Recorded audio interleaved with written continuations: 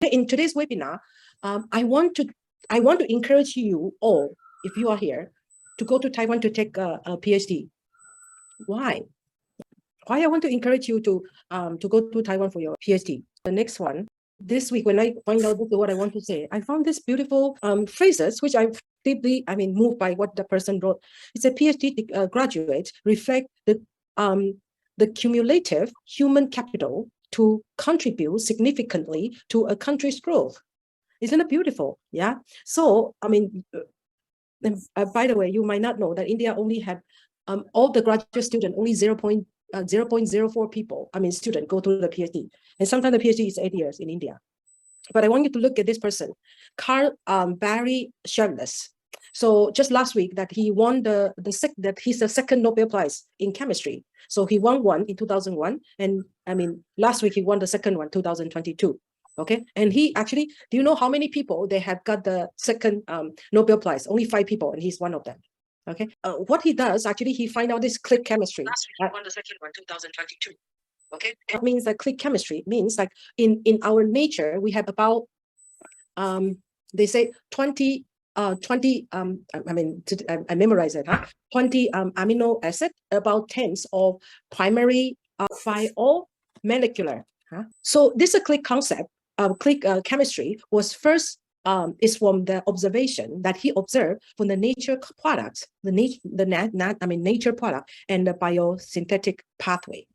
So actually in total in our humankind, there are about 20 kinds of amino acid and more than 10 kind of primary metabolitides. Yeah. So nature can synthesis very complex biomolecules by mixing this 20 kind of amino acid and 10 kind of primary metabolitides, and they can create tens of millions of unit, different type of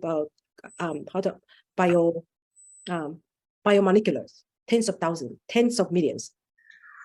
So what it did is that, so it's just like, so we had the raw material before. People actually, when you need to make the like the medicine, use a different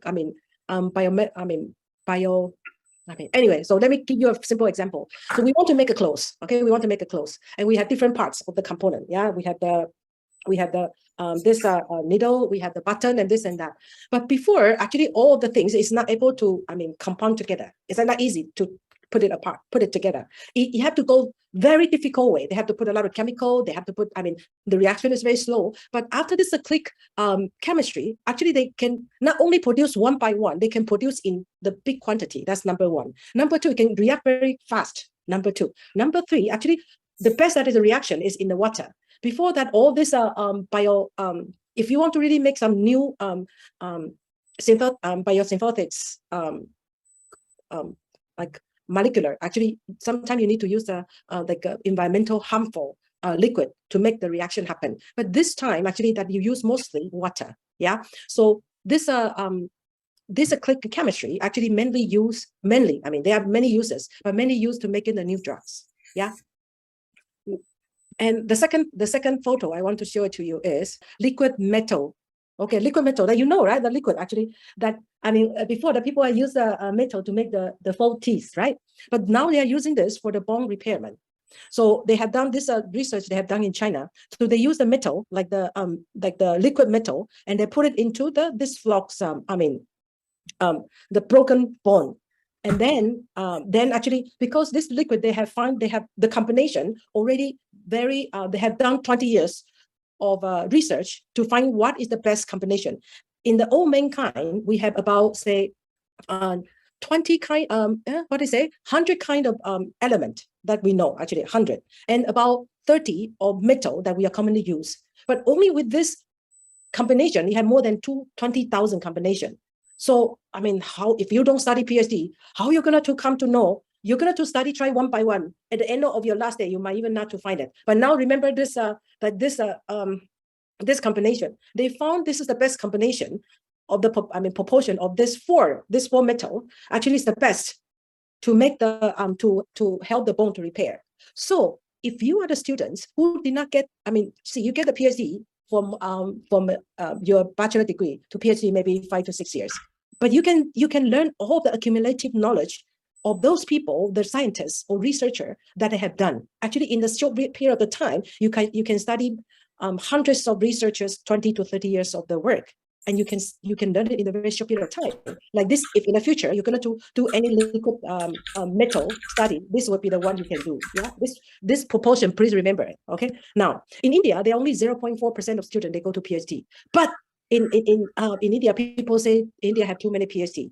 But I can tell you why. It's not too much, because most of the Indian students actually, or Indian PhD, they don't have actual like they don't have the good equipment to help them to verify their research, the only paper. So that their PhD knowledge actually is not really can really apply to the real world. But why I say you should go to Taiwan for your PhD? First of all, Taiwan has more mature and complete production supply ecosystem. That means whatever they produce or research they do, they work with the industry. Yeah. So actually you can verify your research. Okay, that's number one. And Taiwan, as you know, is one of the top in semiconductor. Yeah, and the research you are doing is going to, and India government is trying to encourage more semiconductor come to India, and you will know most of your knowledge actually can apply in the industry and you'll be used, right? And second, that Taiwan has state-of-the-art facility that for the advanced research. Like I say, you can check with the Professor Shelley and Professor Gao. Actually, they in their lab they have the facility, which might be cost 1 million, I mean, $500,000 or $1 million. Yeah, but that in India, you cannot, like student might not be allowed to use, right? But Taiwan, when you do the research there, you can really use the latest research facility to verify your research. Yeah. The third one is that you can be seen as a seed team for a Taiwanese company in India. So what happened is that if you get a job in Taiwan, yeah, after you graduate, it's not necessary you have to go to the college to teach, but you can work in a high-level research lab, right? So when they want to expand their, Taiwanese company want to expand their operation in India, you will be one of the few members which can help your company to expand their operation in India. What wonderful, yeah. So I would say, if you don't need to start every knowledge from scratch. You have to remember, step on the shoulder of the giants. You can see further and you can walk faster. Yeah, that is my presentation. So